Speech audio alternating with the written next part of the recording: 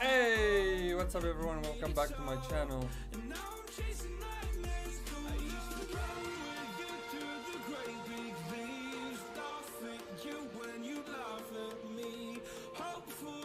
Because I believe the home was just you and me. I thought you were the one for me. That's why I give you every. Hey, what's up everyone? Welcome back to my channel. If this is your first time, please subscribe to the channel, and I'm gonna tell you a short story about myself. Last September, I quit my job, and then I started to do some Bitcoin trading here and there, and the technology of Bitcoin, smart contracts, and all of this like application that come with Web3 is so impressive to me. So I decided this year to learn programming. So I want to work in that field. My next dream job is to work on Bitcoin field. Um, I started to learn Python, and I'm watching tutorials on YouTube. So today we're gonna continue with that. The same tutorial with mosh. I will leave the link in the description for you if you want to check that up. Please subscribe to the channel, hit the notification button, and give me a thumbs up. That's gonna help me a lot to achieve my dream job. So let's get into it. In this tutorial, I'm going to show you how to create a model in a Django project. A model is a representation of a real-world concept. For example, in an online shop, we could have models like order, customer, shopping cart, product, review, and so on. So let's go ahead and create our first model.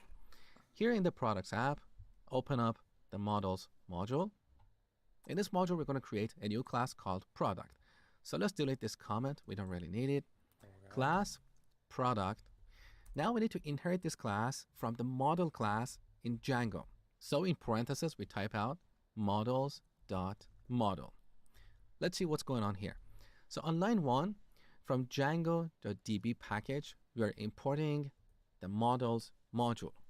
In this module, we have a class called model, and this class defines all the common characteristics and behavior for models in a Django application. For example, we want to be able to store these models in a database, or read them from a database, or delete them.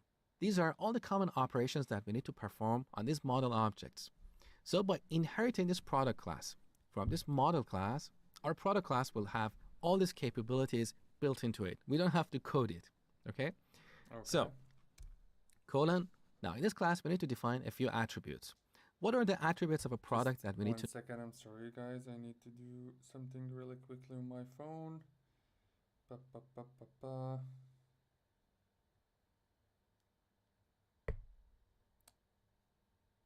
Yes, good to go. All right. know in an online shop. We need to know their name, price, stock, image, and so on. So let's define a new attribute. We call it name, and we set it to an instance of models, the char field class. So once again, in this module, we have a class called char field, which is short for character field, and this represents a field that can contain textual data. Okay. Now here, as a best practice, we can supply a maximum length to prevent a malicious user or hacker from accidentally storing a product with an enormously large name. This can mess up with our application. Okay. So let's pass a keyword argument, max length, and we set it to 255 characters. Now let's define the price attribute. 255. So we set price to models dot float field. So this represents a field that can contain floating point numbers. That's it. Now let's define the stock. Models. We set this to an instance of models.integer field. And finally, let's define image underline URL to an instance of models dot, once again, char field. So in this course, we're going to use Google to find an image for our products. For example, we can find this image. Finally, let's define image. Wait, stock model. What is? Yeah. Just let me follow up. Just give me 1 second, please, sir. In what? In integer field? What is that? I didn't understand what this is. I'm gonna go back a little bit here. So let's pass a keyword argument, max length, Okay. and we set it to 255 characters. Now let's define the price attribute. So we set price to models dot float field. So this represents a field that can contain floating point numbers. Okay. That's it. Now let's define the stock. We set this to an instance of models dot integer field. Integer field. What is that? And finally, let's define image underline URL to an instance of models dot char field. So in this course, we're going to use Google to find an image for our products.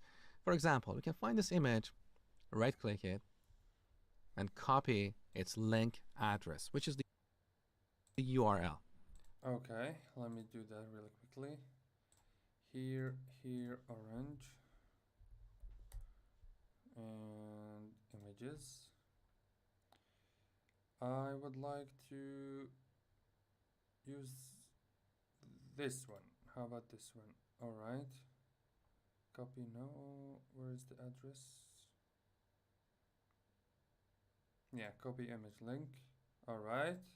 Now, if you open up a new tab and paste that URL, you can see this is a very long string. Right. So we don't want to enforce a maximum length of 255 characters. Instead, we want to use 2083 characters. That is the standard maximum length for URLs. So our product class or product model has these 4 attributes. Now to make PyCharm happy and remove this warning, let's put the cursor at the end of this line. Wait. 2000. How much? 83. 83. Hey. 2083. Alright. Press enter, then backspace to remove the indentation. Beautiful. We should also add 2 line breaks before this class. So here's one. Press enter. The second line break. Beautiful. So our code is formatted according to PEP 8 standards. Next, I will show you how to use this model to create a database table for storing products. What should I do with the link? The orange link? In this Django project we have created, you can see we have this file db.sqlite3. This is an empty database file that Django creates, and we use this to store our... Where are we now? Alright. I don't have that db, whatever that is. Oh, here. Yeah. Okay. data. Now, SQLite is a kind of database, and it's the simplest for small applications, but it's not suitable for large enterprise web applications. So if you want to build a real enterprise web application with Django, you need to use a proper database engine like SQL Server, MySQL, Oracle, Postgres, and so on. Alright. The good news is that Django supports all of these database engines. But SQLite is the easiest to get started, so we're going to work with this for now, and in the future I will show you how to use a proper database engine. Now, for the purpose of this tutorial, I want you to open up your browser and search for DB browser for SQLite. So, on this page, sqlitebrowser.org. DB browser for SQLite. DB. You can find a very simple and free... Just give me a second. DB browser for... Right, SQLite. Here. No, it's not. Can you go back a little bit? proper database engine. Are we? Now, for the purpose of this tutorial, I want you to open up your browser and search for DB browser for SQLite. Alright. Here, it's not the same. That's weird. So, on this page, sqlitebrowser.org, Yes. you can find a very simple and free application for opening SQLite databases. And as you can see here on the right side, there are executables for Windows, Mac, and so on. No. So when you open it, you get something like this. We can create a new database here on the top or open an existing one. Now here I'm going to drag and drop our database file. And as you can see here on the right side, there are executables for Windows, Mac, and so on. So when you open it, you get something like this. Dude, I can't find it. Alright. Sorry guys, I need to take this phone call really quickly.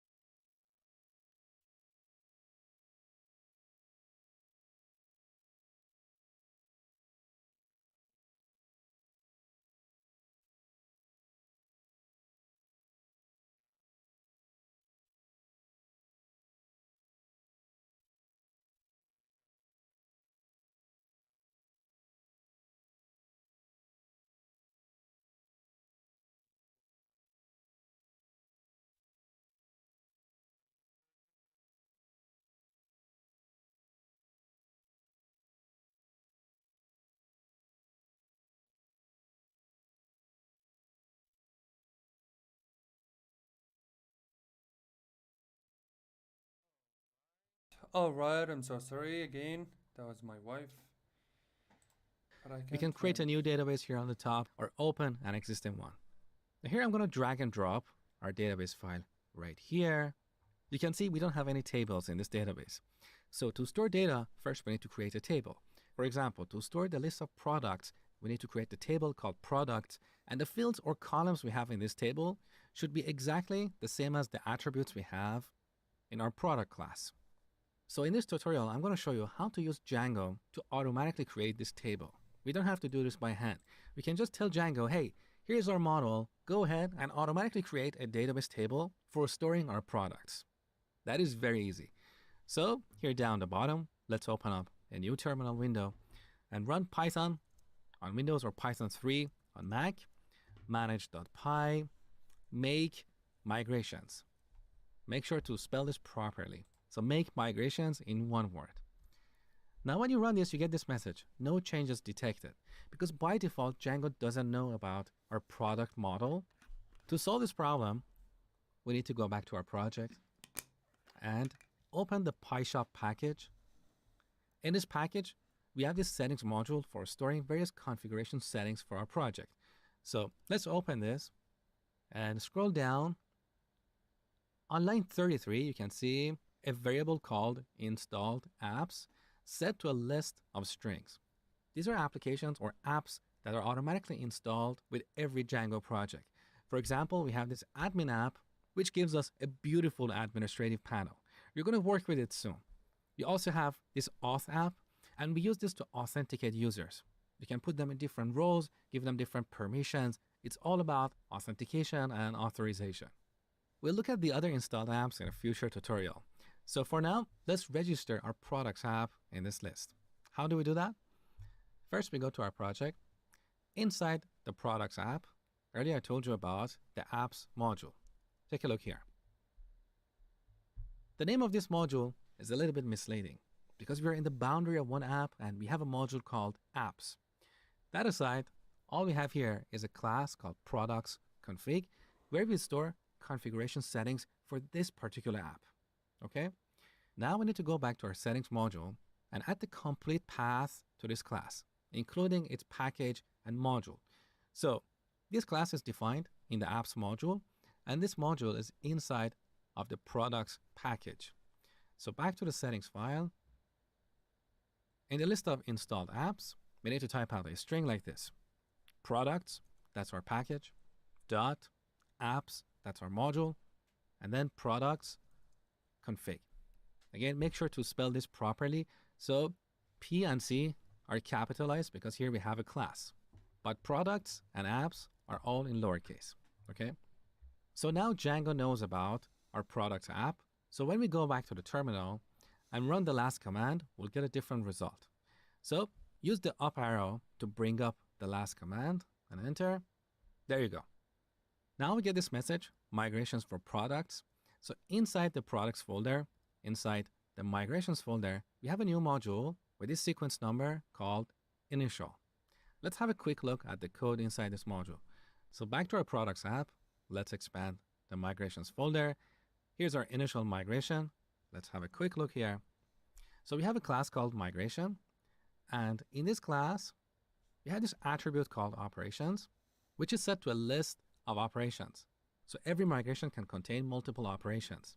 Look at the first operation we have here, migrations that create model. So with this operation, we can create a new database table called product. And in that table, we're going to have these fields: ID, name, price, stock, and image URL. These are the attributes that we created in our product class. But we didn't have this ID attribute. Django automatically generates this because every database table must have an ID field. And we use this to uniquely identify records in our database. Now, let's go back to the terminal. So we have a new migration, but our database is still in its previous state. We don't have a new table here yet. So we need to run this new migration to generate our product table. And that is very easy. So one more time, Python manage.py migrate. When we run this command, Django will look at our project. It will look at every app and it will run the pending migrations for that app against our database. So take a look. When we run this, we get several messages. So if you scroll up, you can see applying content types .001 initial. So in the content types app, which is one of the apps installed by default, we have this migration. So Django ran this migration and this created a database table for this app. Similarly, in the auth app, which is used for authenticating users, we have this initial migration. We also have a bunch of migrations for the admin app. So Django ran all of these migrations, and down the bottom, you can see applying products initial migration. So every app can contain multiple migrations, and each migration will make a slight change to the database to add a new table or modify an existing one. So back to DB browser for SQLite. Let's drag and drop our database file one more time here to reload it. There you go. Now we have 12 tables in this database. Each table is prefixed with the app it belongs to. For example, you can see we have a table for storing our users. We have another table for storing the groups a user belongs to. We have another table for storing permissions and so on. Now here down the bottom, you can see this table, products, underline product. So this product table is prefixed with the name of our app, which is products. Now if you expand this, you can see these fields in this table: ID, name, price, stock, and image URL. So this is the beauty of Django. We didn't have to come here and manually create these tables by hand. That's very time consuming. We simply created a model with these attributes, and then we ran two commands in the terminal. One for creating a new migration based on the changes we have made in our code, and the other to run the pending migrations. So now all the migrations in this project are run against our database, which means if we go back to the terminal and run python manage.py migrate, we get this new message: no migrations to apply. So here's the workflow. Next time we create a new model or modify an existing one, we should come back here in the terminal, create a new migration, and then run it. Oh, I don't understand. All right, here's your what exercise. this We want to guy have the said. concept of offering discounts in our imaginary online shop. So I want you to create a new model class called offer. And in this class, we should have three attributes. One is code, which is a textual field. For example, our offers code could be VCA2142. It's just a coupon code.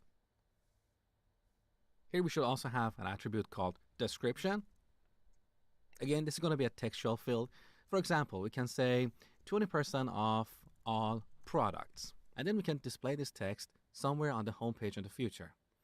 And finally, we need another attribute called discount, which is going to be a floating point number, like 0.2 for 20% discount. So go ahead, create this model class. Next, create a migration and run it to bring our database up to date. This is an awesome exercise for you to get your hands dirty in Django. So spend 3 to 5 minutes on this exercise. When you're done, come back, see my solution. I'm just gonna see the solution because I didn't follow up or So here in the models module, right after our product class, I'm going to define a new class. Class offer.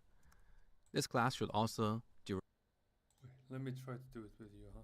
Class offer.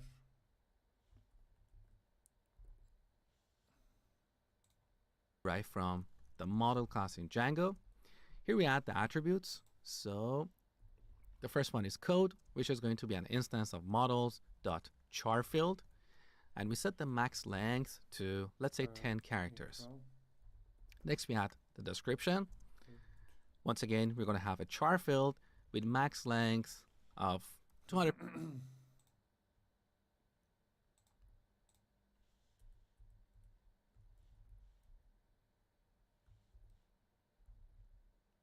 Max length 10, and then description.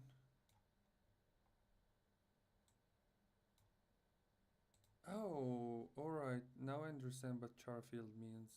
Okay. Description equals models dot char fields max length 255. All right. 55 characters is sufficient. And finally, we need discount. And we're going to set this to an instance of models.float field. Models. So here's our offer class. So what is float field? Numbers, right? That's the right? Yeah.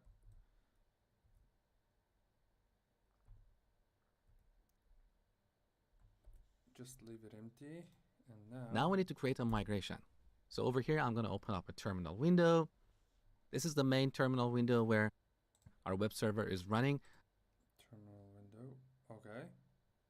So I'm going to create a new terminal window and run Python manage.py Python make migrations. manage. Django detected a change in our models, so it created this new migration. Migration number 2 called Wait. offer. Make what? Migration. Migrations. All right.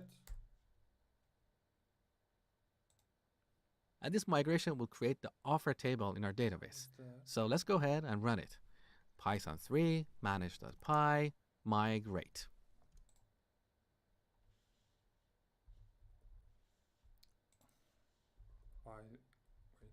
Python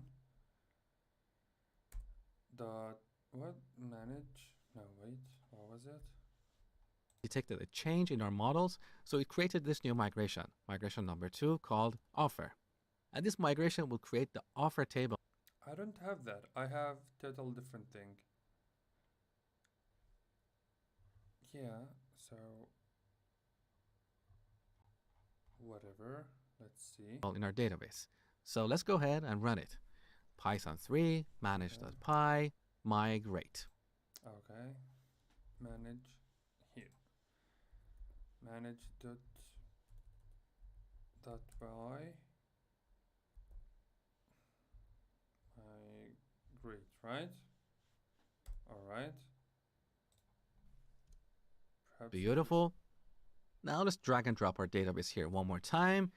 Our database is refreshed. As you can see, in the products app, we have this new table, offer, with these 4 columns: Nope. ID, code, description, and discount. Nope. Didn't work. In this tutorial, I'm going to talk to you guys about the administrative panel of Django applications. So here in the browser, if we head over to /admin, we get this beautiful login screen to log into our administrative panel. So every Django application by default comes with an administrative panel. We don't have to create this from scratch. We don't have to code this. It gets auto-generated. And this is one of the fantastic features of Django that increases your productivity. So let me show you how to work with this administrative panel.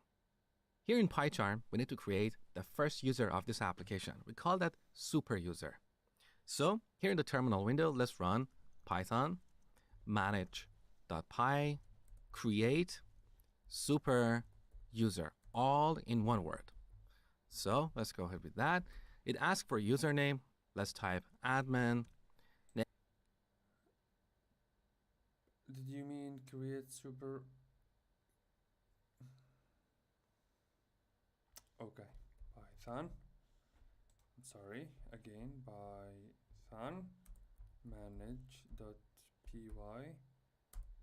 create super user, right? Enter. Perhaps you forgot a comma. What comma? What are you talking about?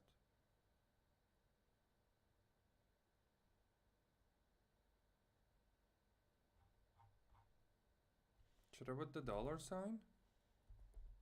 Python manage dot py create, right? Super user. All right. What do you want? Why it's not working? Python manage dot py create super user. Perhaps you forgot a comma. I definitely did not forget a comma. And I don't understand what are you talking about.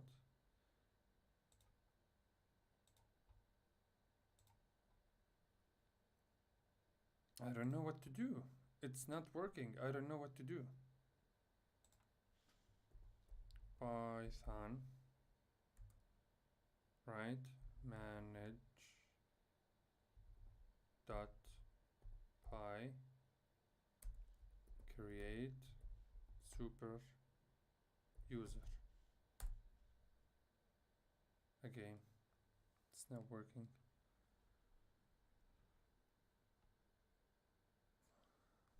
If a path was influenced, verify that the path is correct and try again. At line 1, character 1, Python, manage it by create super user.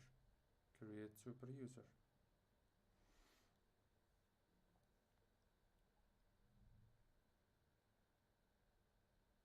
None of them is capital letter, right?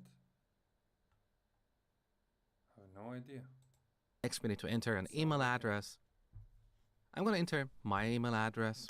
Next, we need to enter a password. I'm going to type 1234 and repeat it one more time.